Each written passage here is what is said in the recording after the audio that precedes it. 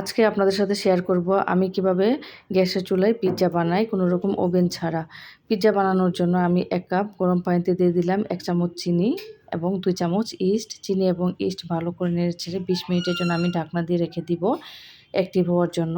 ইস্টটা active হতে হতে এদিকে আমি ২ টুকরা মুরগির মাংস ছোট করে কেটে নিয়েছি। এর মধ্যে দিয়ে দিলাম ১ চামচ গোলমরিচের গুঁড়া, ১ চামচ সয়া সস, হাফ চামচ আদা বাটা, হাফ চামচ রসুন বাটা, পরিমাণ মতো লবণ এবং ১ পিস লেবুর রস চিপে দিয়ে ভালো করে নেড়েচেড়ে আমি ২০ মিনিটের জন্য ঢাকনা দিয়ে রেখে দেব ম্যারিনেট হওয়ার জন্য। এদিকে আমার ইস্টটা একদম ফুলে উঠেছে। এখানে আমি নিয়ে নিলাম ২ কাপ আটা, দিয়ে দিলাম পরিমাণ মতো লবণ এবং ২ চামচের মতো তেল। এর উপর দিয়ে দিলাম ২ চামচ গুঁড়া দুধ। এবার আমি আটাটা ভালো করে মেখে নিব। আমি আস্তে আস্তে ইস্টের পানিটা দিয়ে দিব, একবারে দেওয়া যাবে না, তাহলে ডোটা নরম হয়ে যাবে। একটু সময় নিয়ে এই ডোটা বানাতে হবে, অনেকক্ষণ মেখে নিতে হবে, তাহলে পিৎজাটা অনেক সফট হবে।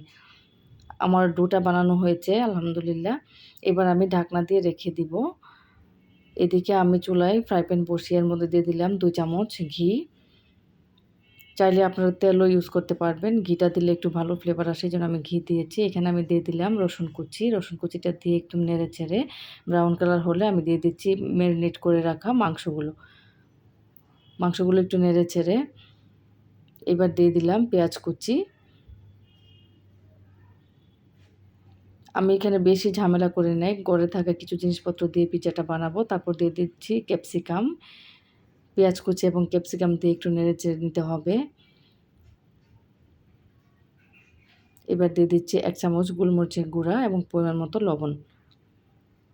তারপর দিয়ে দিলাম কাঁচামরিচ ৪-৫ টা। এবার দিয়ে দিলাম টমেটো কুচি। অর্ধেকটা টমেটো আমি এখানে ইউজ করেছি, পুরোটা টমেটো দিই নাই। সবগুলো আইটেম নাড়াচাড়া হতে হতে আমি এদিকে আটাটা দিয়ে রুটি বানিয়ে নিব। আমার রুটিটা বানানো হয়ে গেছে। পিৎজা বানানোর জন্য রুটিটা একটু মোটা করে বানাতে হয়, এজন্য আমি একটু মোটা করে বানিয়ে সাইডগুলো একটু হাতে মোটা করে দিয়ে আরও মোটা করে দিয়েছি। এবার আমি কাঁটা চামচ দিয়ে একটু ছিদ্র করে নিচ্ছি যেন সসটা ভালো করে ভিতরে ঢুকে। সস মাখিয়ে আমি এদিকে একটা ফ্রাই প্যানে হালকা একটু তেল দিয়েছি, যেন বেশি তেল দেওয়া যাবে না, পিৎজা একটু হালকা তেল দিলে ভালো হয়। এবার আমি পিৎজাটা দিয়ে দিলাম। দিয়ে আমি পিৎজাটা হওয়ার আগে একটু কেটে দিচ্ছি যেন পরে সুবিধা হয় কাটার জন্য। আমি সবসময় পিৎজাটা আগে একটু কেটে দিই যেন পরে আর কোনো ঝামেলা না হয়। আমার কাছে পিৎজা কাটার নাই, এজন্য এভাবে কেটে দিলে পরে কোনো ঝামেলা হয় না। এবার দিয়ে দিচ্ছি গ্রেট করা চিজ, তারপর দিয়ে দিচ্ছি মাংস এবং ক্যাপসিকাম ভাজিগুলো, এর উপরে দিয়ে দিচ্ছি মরিচের গুঁড়া। তারপর আমি ২০ মিনিটের জন্য ঢাকনা দিয়ে রেখে দিলাম। চুলার আগুনটা মিডিয়াম আঁচে রাখতে হবে। এদিকে আমি পিৎজা খাওয়ার জন্য একটা সস বানিয়ে নিয়েছি। আমার পিৎজাটা হয়েছে। পিৎজার কালারটা এত সুন্দর হয়েছিল দেখতে এবং খেতেও অনেক মজা হয়েছিল।